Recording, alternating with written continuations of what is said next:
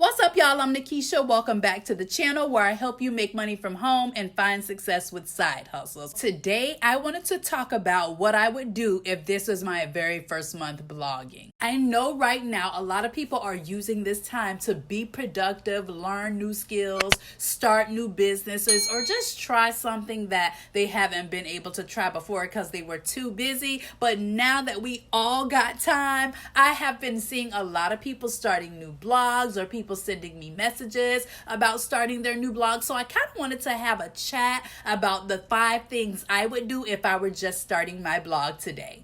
The first thing I would do is decide on the purpose of my blog. Why do I want to blog in the first place? What is it that I want to get out of this? I think that a lot of times people start blogs because they want to make money with it. And you know what? There's nothing wrong with that. But I think you need to identify what your reasoning is. When I first started my blog a few years back, I didn't have any of that in mind. I literally just wanted to get my thoughts out on paper and document my journey in hopes that I would find other moms in similar situations who could find motivation in what I was going through. So I think it's super important to know why you want to blog. What is it that you're trying to accomplish? Who is it that you're trying to reach? Why do you want to blog in the first place? What do you want to talk about? What is it about your life that you think would be helpful, useful, funny to other people? I think that it's super important to think about those things. What is out there right now? Who are the top competitors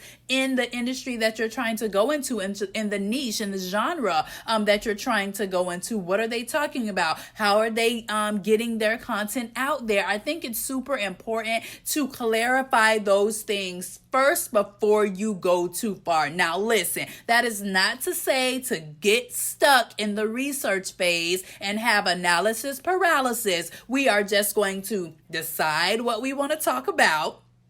I would decide what I want to talk about, see who's talking about it, see if there are any gaps in that space, and then move forward. The next thing I would do is decide if I want it to be a business or not. Am I getting into this to monetize, or do I not want to monetize? As I said before, when I first started my blog, it was simply just to get my thoughts out on paper because I was in such an overwhelming place in my life, overwhelming for the good and overwhelming for the bad at times as well. So I just wanted to get my thoughts out.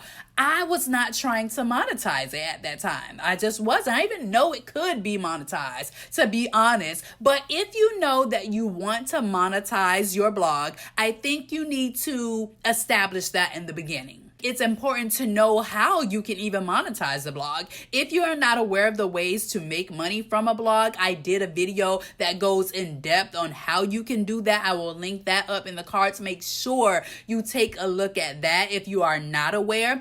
And of those ways, I think you should decide which way is going to work for you. Basically, you need to come up with a business plan if you are trying to monetize it. Now, I'm not saying it has to be 8 to 10 page plan, all this. Simply, do you want to monetize? How you're going to start off monetizing? How you plan on making your money and everything like that. So a simple plan on what you're going to do in the beginning stages of the blog and how you want to make money. How much money do you want to make? I'm not saying to put down this big, huge goal. There are people who come out the gate blazing, but if you are jumping into this game as a novice and you really don't know much about it, I think that setting a small goal of making $20, is a decent goal. $50, $100, something that is attainable yet not too overwhelming, because I truly believe that if you can make $1, you can make $1 million.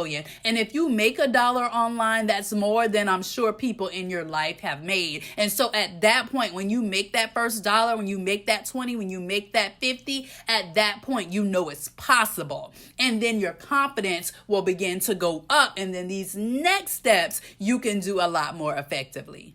Next, I would establish my social media presence. So if you set up your blog correctly, you know that your social media handles, you should have gotten that once you set the blog up.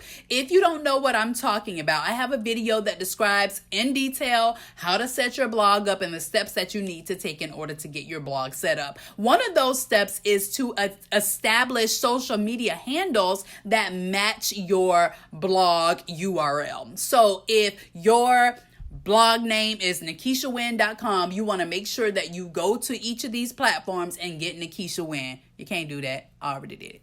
Just saying. But you want to make sure that all your social media handles match your URL. So now, in this phase of establishing your social media presence, I would choose one platform. One.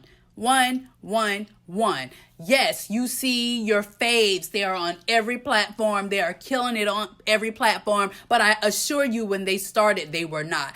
If you are a newbie, I would choose one platform and I would focus on that platform, and that is where I would build. So if my platform of choice is going to be YouTube, because that's exactly what my platform of choice would be if I were just starting, I would come over here, get my YouTube channel set up, and I would learn everything I can about YouTube. I would hop on YouTube itself to try to look up videos on how to grow my channel and things like that. I would jump on Skillshare and I would take some of their courses on YouTube from the creators over there. I would buy Nikisha's self-paced course on building your YouTube channel fast. I would do everything in my power to focus on that platform and build that one platform.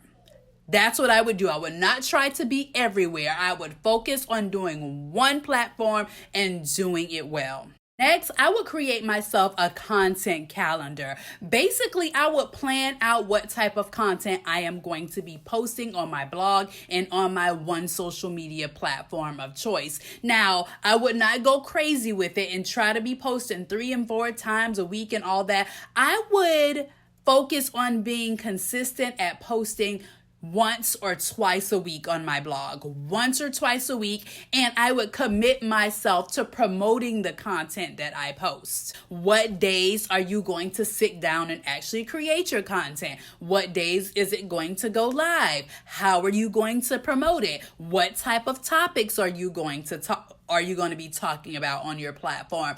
I would sit down and come up with a plan for my content, because one of the reasons that people get so caught up is because they're like, oh, I don't know what to post. Okay, I would sit down and dedicate a couple of hours to figuring that out. You can create a simple Google Sheet or spreadsheet that simply lists out the things that you are going to post. This way, this keeps you on track and keeps you from having to figure out what you want to post or come up with things last minute and try to execute them last minute, and things are all off and much more stressful that way. Trust me. So I would come up with a content calendar based on my research, what my goal of my blog is, and who I want to reach, and I would put that down on paper so that I can execute it properly.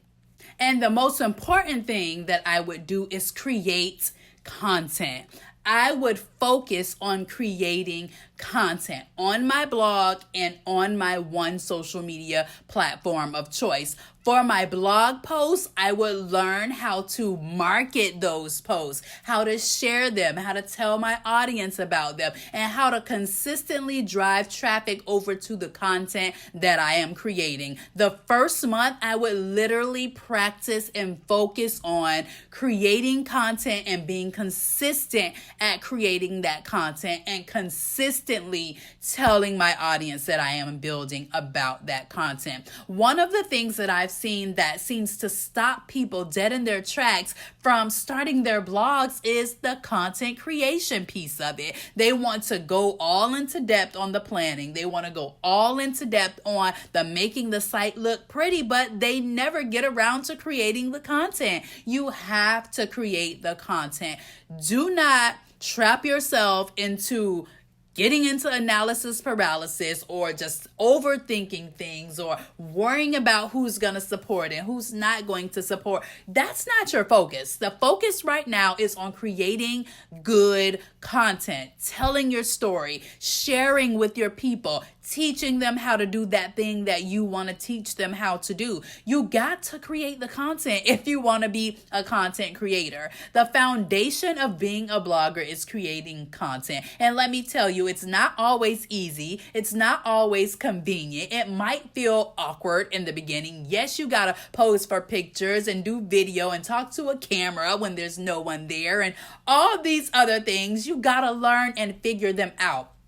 I'm not telling you that it's going to be an easy process, but what I am telling you is that the process is worth it if you are willing to stick with it, believe in yourself, and just be consistent, period. The one thing that I have learned about blogging is that it gives back what I give to it in return. If I am working hard and doing the things that are being proven to grow my blog and grow my traffic and grow my income, then that's exactly what happens. But when I slack off on those things, my money slacks off, or my engagement slacks off, and all the other things that are important in the space that I'm in. But I'm telling you that if you focus on a few things, that you will see progress and you will grow in the way that you like. To me, this is one of the best ways to make money from home if that's your goal, especially as a mom, because you're essentially just sharing yourself with the world, or that thing or that thing you love, and to be able to do that and make money from it is absolutely amazing. Now, if that's not your thing, or you want to couple blogging with some traditional work at home ideas or some traditional telecommuting jobs, then my next video is going to be for you, because I will be talking all about ways for moms to work at home, or different jobs for moms to work at home and actually make money and be home with their family and make the best of this current situation that we're in. So if that's something that you think you would enjoy, make sure you hit that subscribe button so you don't miss any of the videos I post. Thumbs up this video if you liked it, or share it with someone that you think would find this useful. And I will see you guys in the next video. Bye, guys.